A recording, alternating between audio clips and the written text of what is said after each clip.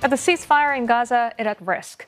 Israeli Prime Minister Benjamin Netanyahu has threatened to call it off after Hamas suspended the release of captives. The Palestinian militant group has since reaffirmed its commitment to the truce deal, while accusing Israel of violating the agreement. As part of the first phase, Israel has released hundreds of Palestinians. In exchange, Hamas has freed 16 of 33 hostages. Another 5 Thai men were also let go in an unscheduled release. They finally returned to Thailand on Sunday after being held in Gaza for more than a year. CNA's Saksith Saiyasombut has been tracking this story since the day they were captured, and he joins us live now to tell us more about a special homecoming episode on CNA correspondent. Saksith, good morning to you. A happy ending for a story that really started out as a shocking nightmare for dozens of Thai nationals. Now, you were there with the family of one Thai man when he was released. What was that like?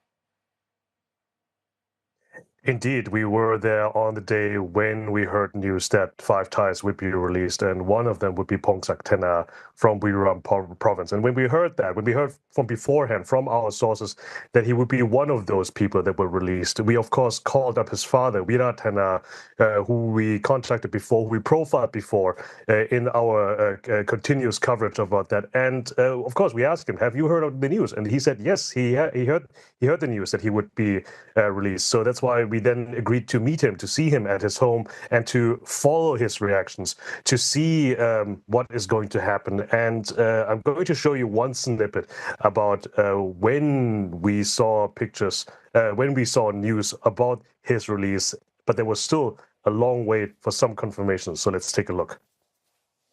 Kun Pa, or father, as I call him as a polite way to address an older Thai man, has been waiting for hours. Then, shortly before 7 p.m., his phone rings. ลุงบอกว่าอะไรนะครับในการที่โทรมาบอกว่ามีการยืนยันแล้วว่าพงศักดิ์แทนปล่อยออกมาแล้วครับได้แล้วเนาะครับผมโอเคครับผมรู้สึกยังไงดีใจมากเลยครับ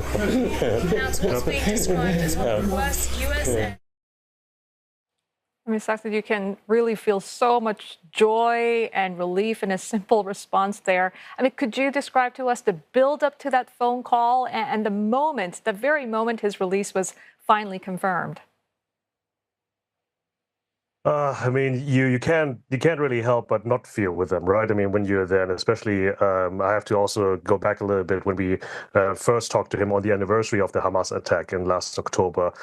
He was a very different man. I mean, he really was somebody who had very little hope that he would see his son again. And mind you, not only of those 15 months that he was in captivity, he was in Israel for the past 5 years working there as a farmhand. So he was the separation between these two was a lot longer. And then, of course, you saw the pictures of him getting the phone call that he's safe. But then, of course, the question about, a father wants to see his son. He wants to see his son alive. And that was the long and agonizing wait that was still continuing on. And of course, we were there. We were not only to see there to witness it, but we also were helping him, right? I mean, we were there meeting him, trying to not only to see him how he reacted, but also it was not carried on live TV in Thailand. So that's why we were helping him out, going to every news source, every live feed, every news agency feed that we were able to see whether or not we were actually see a sign of life of his son and the other Thai hostages as well. Because mind you, they were not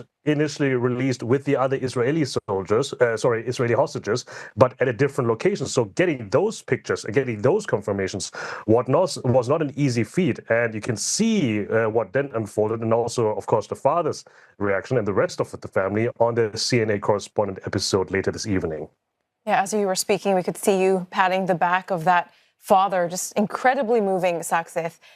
The release of these men, that marks the start of their healing journey. Can you tell us what happened during their first few days of freedom? Yes, indeed. So, of course, the question is what is their condition? How are they, right? When we saw those pictures for the first time of their release and then being brought to a hospital in Israel outside of Tel Aviv, what struck to me and what struck to a lot of people is that how relatively well they looked, at least physically, and especially when you compare them to the Israeli hostages, they were a lot more thinner, a lot more paler to those people. Of course, the information was trickling not very quickly. Of course, there's concern by the authorities not to have the media storm in. Of course, we didn't want that either. But through our sources, then we just got to hear a little bits and pieces of information. So physically, they're relatively well. Psychologically and mentally, of course, these 15 and 16 months have definitely left a mark. They were not able to sleep initially in the hospital rooms because it was too quiet.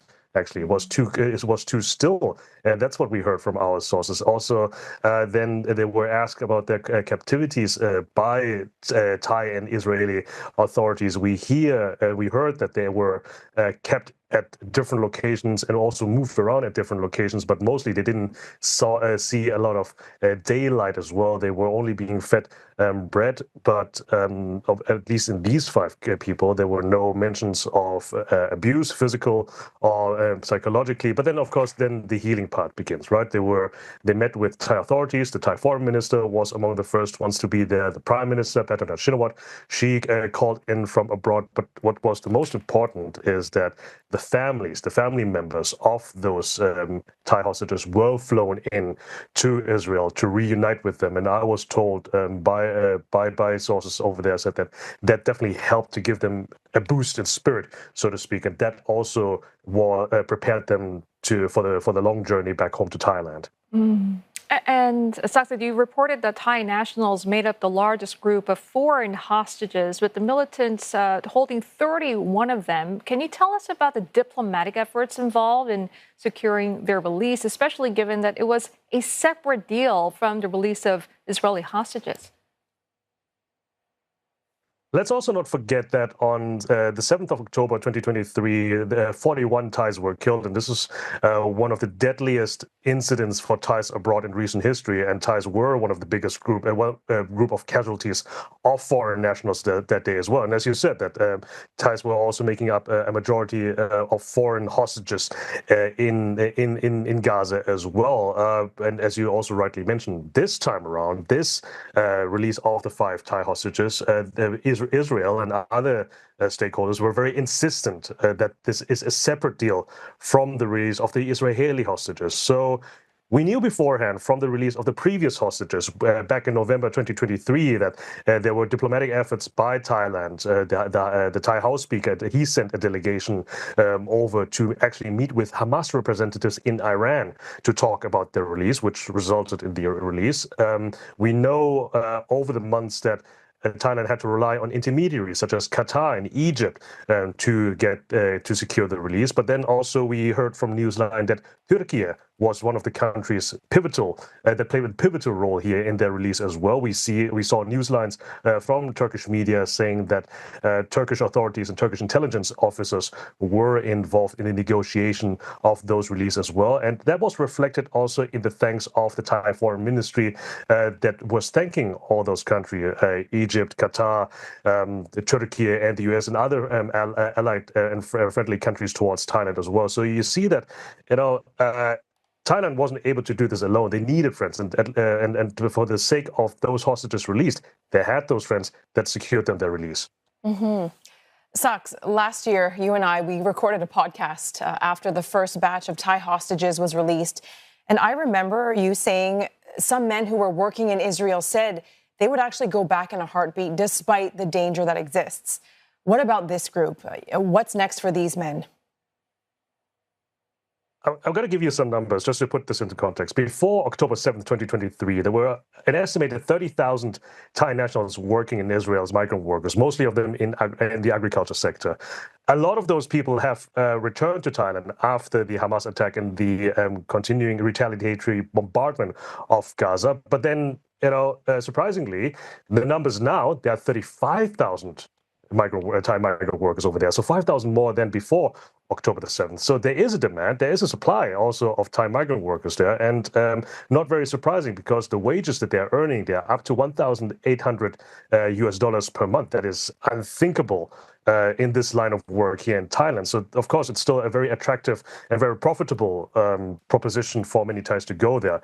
Now, as for the ex-hostages that are back here in Thailand, they are being paid compensation by both the Thai government and the Israeli government. Israel grants them the same entitlements to like their own citizens that were taken hostage. So, and looked up on the website, it's actually a pretty thick list of things that they're entitled to. Also long-term as well, long-term payment, but also long-term care, especially psychologically as well. But if you would, when I asked many of these Thai ex-hostages whether or not they would go back to Israel, they all were very insistent and said that they said no. One hostage I remember that I talked to, he said that I can't go back. I can't go back after all of this. And what we checked again recently, and his father said as well that he's not thinking about going abroad again. And he himself, as the father, he probably wouldn't let his son get out of the country again after all this episode. So as you can see here, it's a very complicated and also a very difficult choice that people make. But at least in the case of the hostages, I think that they choose to stay in Thailand, to stay close to the family, even if it means to forgo that payment. And also, if you want to see and understand what it means, I not only recommend you to watch the CNA correspondent that is airing this evening, but also the episode that we did a year ago, shortly after the outbreak of this story here, to understand why Thais are going there in the first place. So something to watch before or after the CNA correspondent this evening. All right, Saksith, looking forward to that. Thank you very much for sharing the dramatic coverage with us. We know, of course, there's one Thai national still believed to be held captive by Hamas. And of course, Saksith will be continuing to watch any developments regarding the fate of that remaining hostage. And you can catch more on the story of the Thai hostages on this week's CNA correspondent. They are coming home. It airs tonight at 9:30 p.m. Singapore, Hong Kong time.